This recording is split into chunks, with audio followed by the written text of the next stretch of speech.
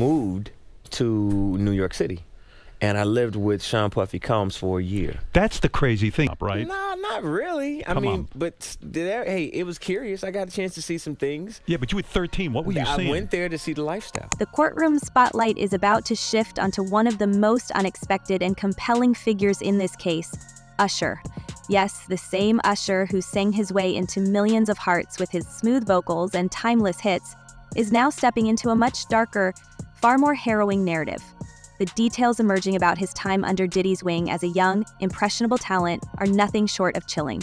What started as a mentorship has now unraveled into a story laced with whispers of manipulation, boundary pushing, and an industry culture that seemed designed to blur the line between personal and professional relationships. I didn't say that. Okay. I didn't say that. What I did say is that there were very curious things taking place, and I didn't necessarily understand it. Usher's connection to Diddy began when he was just a teenager, sent to live with the music mogul in New York as part of a so-called training camp. On the surface, it was a career-making opportunity, a golden ticket to the upper echelons of the industry. But beneath that glittering promise lay something far more complicated. Usher himself has been candid in past interviews, describing his time with Diddy as wild and full of experiences he didn't fully understand at the time. Imagine being that young, thrust into an environment where the rules seem to evaporate the moment you step through the door. The stories he's told, of lavish parties, unfiltered access to a celebrity lifestyle, and moments that raised more questions than answers, are enough to make anyone wonder what really went on behind closed doors. You're a dad now. Would you ever send your kid to Puffy camp? Hell no. But now, as Usher prepares to testify, the stakes couldn't be higher. His testimony isn't just about recounting memories or providing context. It's about pulling back the curtain on an environment that might have been carefully crafted to disorient, overwhelm, and control. Usher has previously alluded to seeing things he wasn't prepared for, moments that seemed to defy logic or decency. And while he's often chosen his words carefully, there's an undeniable weight to the way he describes those formative years. When he says he witnessed curious things, it's hard not to read between the lines. What exactly did he see? And how did those experiences shape the man and the star he became? That's my brother right here from day one. We used to wake up and, pause, but like just out. What's even more striking is how Usher's presence in this trial could shift the narrative entirely. Unlike some of the other witnesses, he's a household name, someone whose influence and reach extend far beyond the courtroom. He's not just another voice in the crowd, he's a megastar with a platform and a legacy. That makes his testimony all the more potent and all the more dangerous for Diddy. If Usher corroborates the allegations against him or adds new layers to the story, it could be a devastating blow to Diddy's already crumbling defense. The very idea of someone as prominent as Usher taking the stand against him sends a powerful message. This isn't just a legal battle, it's a cultural reckoning. Back in the days when he was like 10 and I was a little bit older, his older brother, we used to fight over the Frosted Flakes, you know what I'm saying, before pause was invented. And then there's the emotional dimension of it all. Usher has described Diddy as a big brother, someone who played a pivotal role in shaping his career. The betrayal he must feel if the allegations prove true is almost unimaginable. To go from looking up to someone as a mentor to standing opposite them in court is a journey that's as heartbreaking as it is compelling. And it raises questions not just about Diddy's actions, but about the entire ecosystem that allowed this dynamic to flourish. How many others were complicit? How many turned a blind eye? And how many young talents like Usher were swept up in the allure of success, only to find themselves in situations they couldn't control? Stevie J, the Usher part, that's a touchy situation, man. The emotional toll on Usher is evident even in his past statements. He's spoken about how those early experiences left a lasting impact, shaping not just his career, but his worldview. There's a certain vulnerability in the way he reflects on that time, a sense that he's still grappling with what it all meant. And now, as he prepares to relive those memories in front of a jury, the weight of it all must feel almost unbearable. But Usher isn't just any witness. He's someone who knows how to command a stage, someone who understands the power of his words and the influence of his actions. His testimony could very well become the turning point in this case, a moment that defines not just the trial, but the broader conversation about accountability and power in the entertainment industry. But he got on Shay Shay and he mentioned how great and how good Puff taught him and everything. What makes this even more intriguing is the ripple effect Usher's involvement could have. His testimony won't just be about what he experienced. It'll be about what those experiences represent. In an industry that thrives on secrecy and image control, his decision to speak out is a bold act of defiance. It's a statement that no one, not even someone as powerful as Diddy, is untouchable.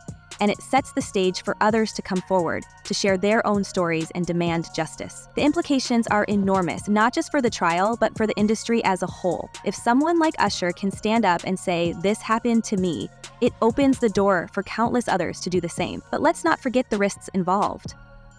Usher's decision to testify isn't without its challenges. The scrutiny he'll face, both in and out of the courtroom, will be intense. Every word he says will be dissected, every detail analyzed. And given Diddy's track record of aggressive legal tactics, it's likely that Usher will find himself under fire, his credibility questioned, and his motives scrutinized. It's a high-stakes gamble, one that could either solidify his legacy as a truth teller or leave him vulnerable to backlash. But if there's one thing we know about Usher, it's that he's not afraid to take risks. He's built his career on pushing boundaries, on stepping into uncharted territory. And this trial is no different. I hate to say that. I hate to say that because I really like Justin Bieber. I feel bad for Justin Bieber. And this is when that happens. As the trial date looms closer, the anticipation around Usher's testimony is palpable. What will he reveal? How will it shape the narrative? And most importantly, what impact will it have on the case and on the industry at large? The answers to these questions remain to be seen, but one thing is certain. Usher's involvement has elevated this trial from a legal battle to a cultural moment. It's no longer just about Diddy. It's about the systems and structures that allowed someone like him to wield so much power for so long. And as Usher prepares to take this stand, the world will be watching, waiting for the moment that could change everything. Sure, yeah, Justin Bieber has been getting this out in different ways. You know, you could see it in his music and just what he's been trying to say. And while Usher prepares to take the stand, the chaos unfolding behind the scenes of Diddy's defense is nothing short of a complete meltdown.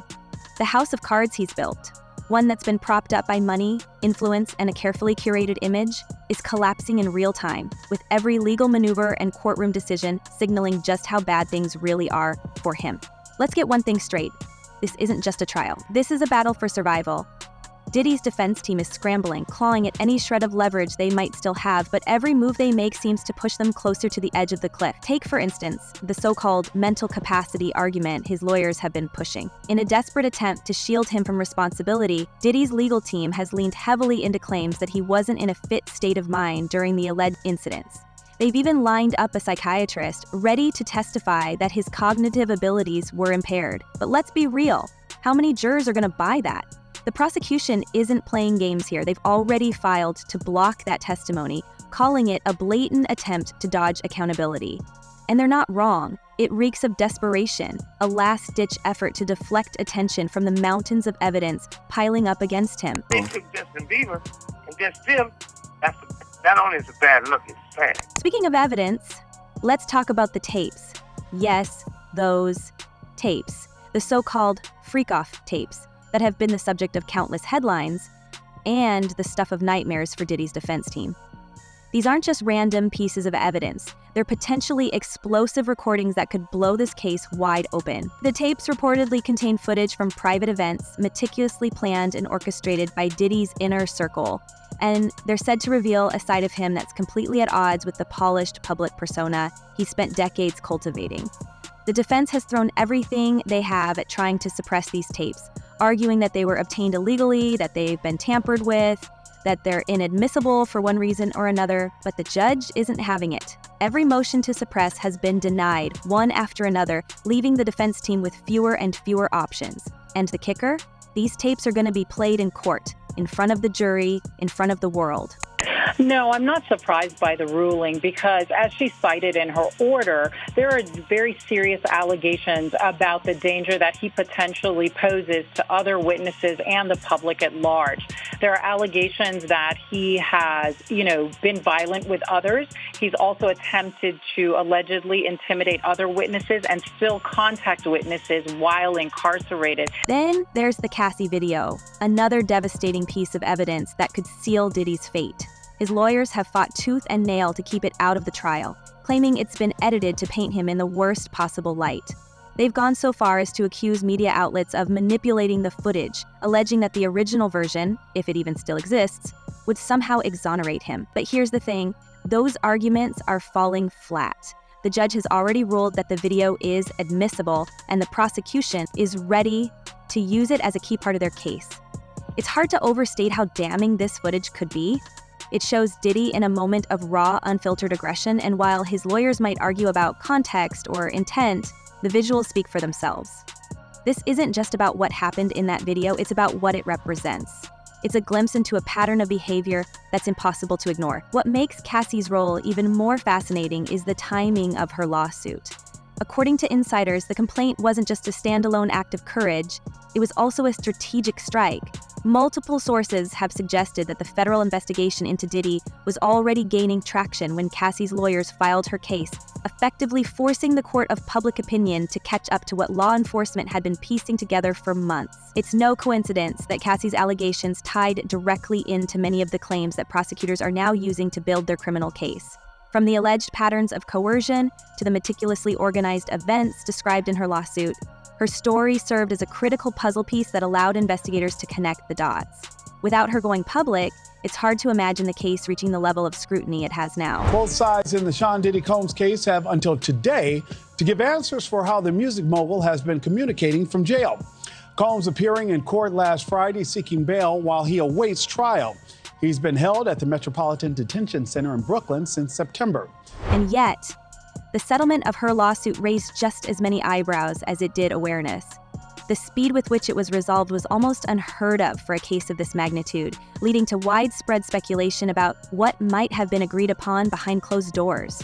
Was it purely a financial arrangement, or were there other conditions, such as non-disclosure clauses, that limited what Cassie could say publicly? And if so, how did those conditions intersect with her decision to testify in the criminal trial?